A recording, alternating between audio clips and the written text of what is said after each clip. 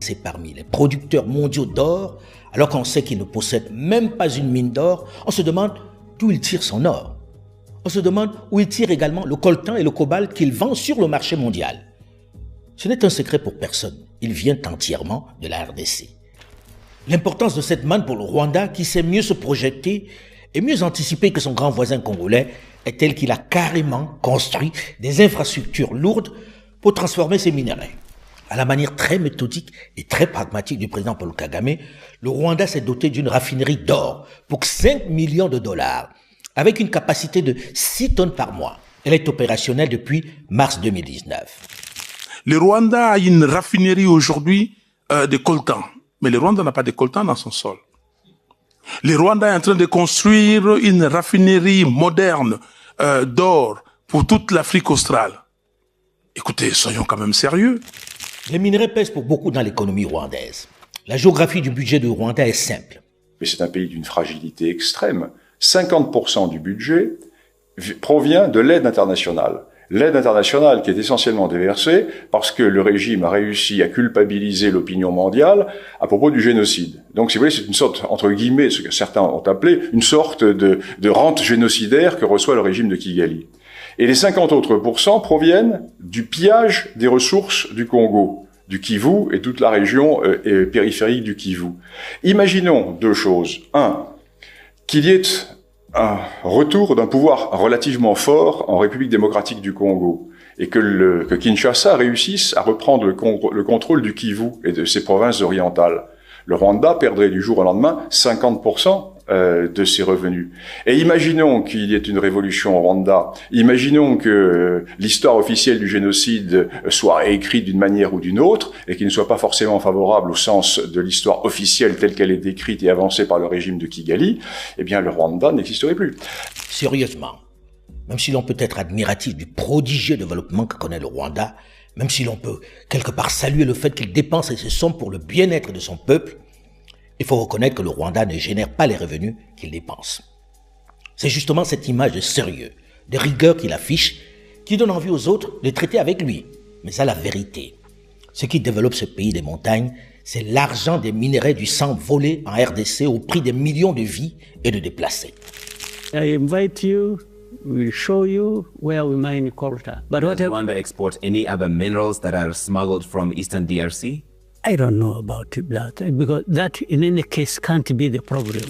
Et désormais, devant les accusations, le maître de Kigali pointe lui aussi du doigt ceux qui en bénéficient. En gros, le voleur met aussi, sans sourciller en accusation, le wrestler. The people who are benefiting from minerals of Congo more than anybody else are South Africa and these other Europeans who are making noise about it. La grande nouveauté est que le Rwanda est devenu, malgré le fait que l'on sait qu'il vole des minerais chez le voisin congolais, un exportateur très officiel des minerais, déclarant même très soigneusement ses productions sur le marché mondial. Figurez-vous que le Rwanda est devenu, sans en posséder, le premier exportateur mondial de coltan. Pire, l'Union européenne, comme les Américains et autres grandes puissances, ont poussé le vice tellement loin que le vieux continent, pourtant conscient de l'origine douteuse des minéraux, a signé des contrats bien officiels avec le Rwanda pour lui fournir des matériaux rares, dont elle connaît pourtant la provenance. Vous avez dit que selon vos informations, l'accord avec le Rwanda était un accord exemplaire. Je pense qu'on n'a pas les mêmes lectures. Je me permets de vous rappeler le rapport publié en juin dernier, c'est-à-dire il y a 5 mois, par l'Organisation des Nations Unies. Ce rapport dit quoi? Ce rapport dit que tout simplement les troubles dans la région du Kivu sont financés par le Rwanda pour voler des matériaux qui nous revend. C'est-à-dire en clair que, sans le vouloir peut-être, on finance un receleur et un criminel. Alors ma question est très simple. L'accord dit on garantit la traçabilité, mais on garantit rien. La traçabilité, c'est simplement déclaratif. Mais celui qui est là, je vais voler votre montre, et puis je vais la revendre, et je dirai, cette montre, elle est à moi. Eh bien, c'est exactement ce que fait le Rwanda. Il n'y a strictement rien de sérieux. Et donc, je vous demande simplement si vous êtes prêts à modifier cet accord pour garantir enfin une traçabilité, pour faire peut-être que ces troubles en Afrique, qui ont déjà fait des milliers de morts, s'arrêtent. Je vous remercie. Dans la fièvre des minéraux rares nécessaires à la transition énergétique, on s'assied sur toutes ces valeurs et la morale. On traite au besoin avec le pilleur. La Commission européenne, en fait, a été signé cet accord et a encouragé le Rwanda à piller, à intensifier le pillage des richesses congolaises. Quand vous achetez un produit chez un reseller, vous êtes vous-même coupable du vol. Aucun observateur international sérieux n'explique que le soutien du Rwanda aux milices qui ravagent l'Est du Congo autrement que par son appétit pour les ressources minières de cette région. Il convient donc que ce Parlement interpelle au plus vite la Commission européenne pour qu'elle s'engage enfin à ne pas alimenter l'un des pires conflits au monde en soutenant le régime de Kigali qui viole et pille le Congo en toute impunité. Hier encore, l'Union européenne a signé un accord avec le Rwanda. Un accord sur quoi? La gestion durable des matières premières. Nous y sommes. Le coltan, le cobalt, le nickel, le diamant, le cuivre. Voilà la raison pour laquelle la Belgique n'intervient pas. Business. Il y a aujourd'hui des protocoles d'accord entre l'Union européenne et le Rwanda, le protocole sur les minerais stratégiques signé, des accords favorables à l'Union européenne et le Rwanda. On aide le Rwanda, des accords entre l'armée rwandaise et les institutions européennes. Et pourquoi? Pourquoi tant d'hypocrisie? C'est ça la question qui est posée aujourd'hui par les peuples africains et par le peuple congolais. C'est pas du Rwanda que viennent les diamants, c'est pas du Rwanda que vient le cobalt et tout. Tout ça vient de l'Est du Congo. Malgré ces faits, le Rwanda continue de recevoir l'aide internationale et demeure un partenaire de choix pour les puissances mondiales. Tous les partis traditionnels belges ont voté contre pour le maintien de ce partenariat stratégique. Pourquoi? Business. Les minerais, le cobalt, le coltan, le cuivre, les minerais, business, business, business. C'est pour ça que vous ne voulez pas intervenir. Il est nécessaire de mettre fin au pillage des ressources naturelles et au trafic illégal et criminel des minerais de la République démocratique du Congo par le Rwanda en complicité avec des entreprises occidentales et internationales.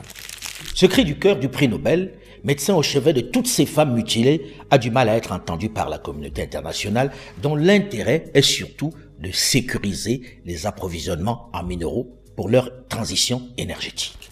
Elle n'a manifestement pas intérêt à ce que la RDC soit en paix. C'est bon pour le business.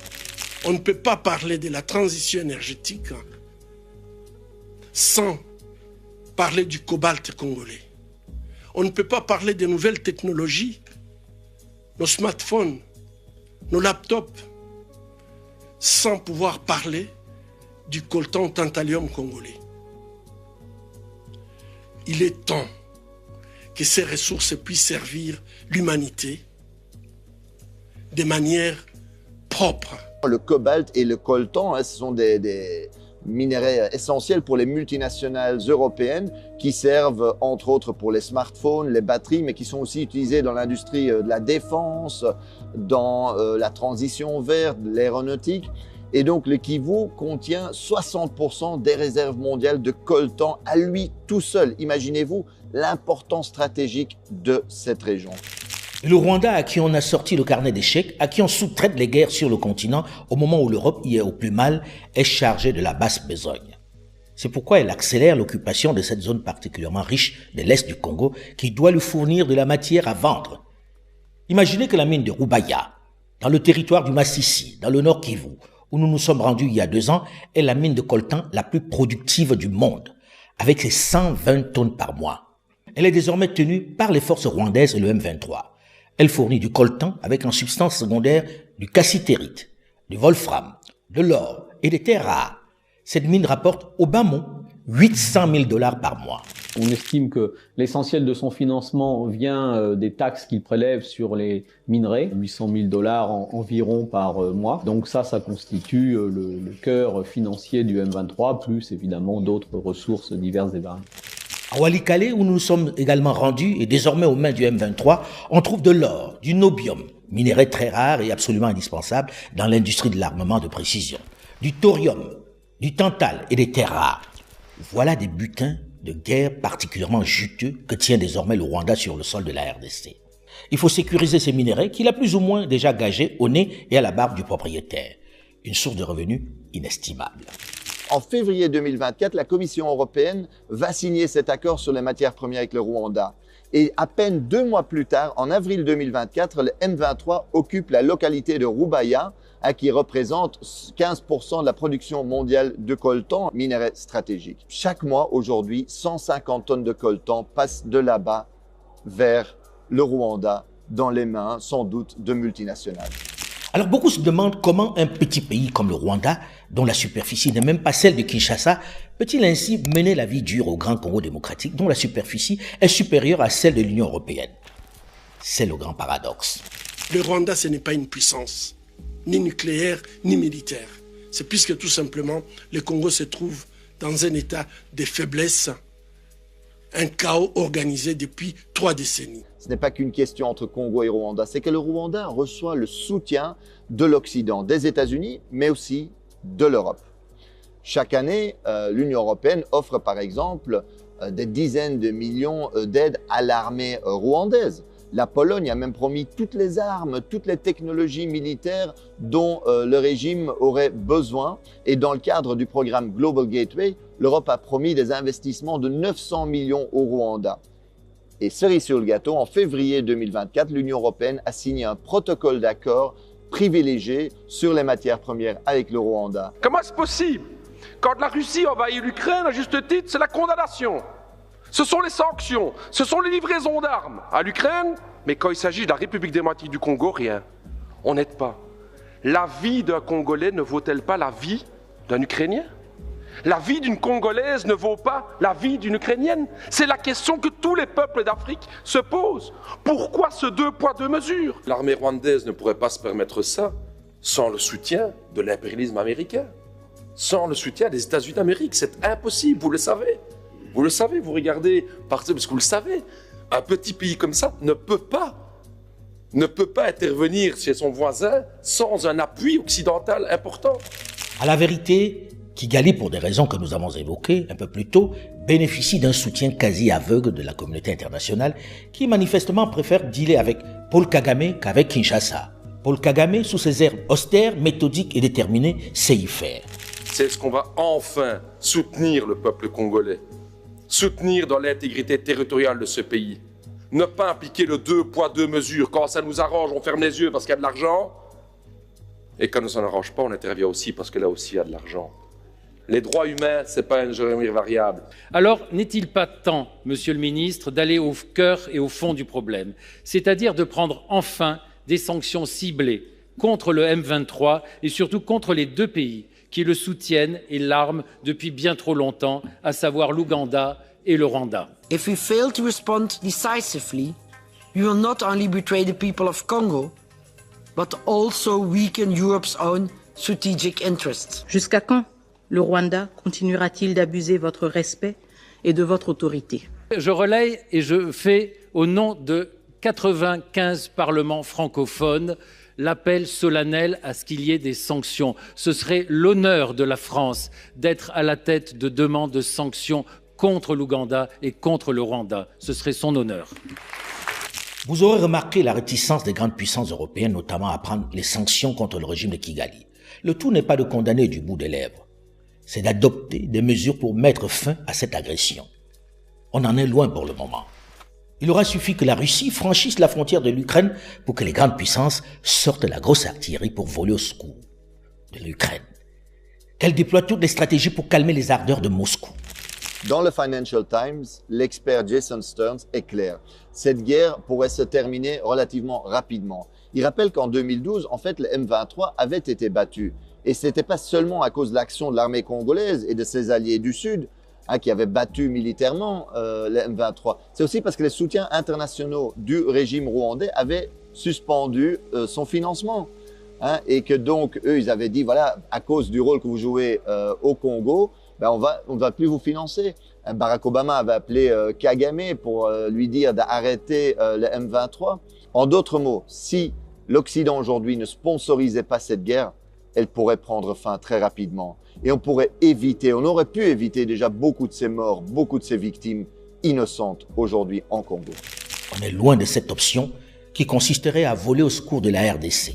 The situation in the Democratic Republic of the Congo is getting worse. Even though President John Lorenzo has been mediating the conflict between Rwanda and the Democratic Republic of the Congo because he wants to bring peace and stability, the situation is really bad right now. I want to hear from Ms. President if you have any plan in the future to bring peace in the Democratic Republic of the Congo. You're asking me a question about Rwanda, and it is a very serious problem, I agree, but I don't think it's appropriate right now to talk about it, but it is a very serious problem.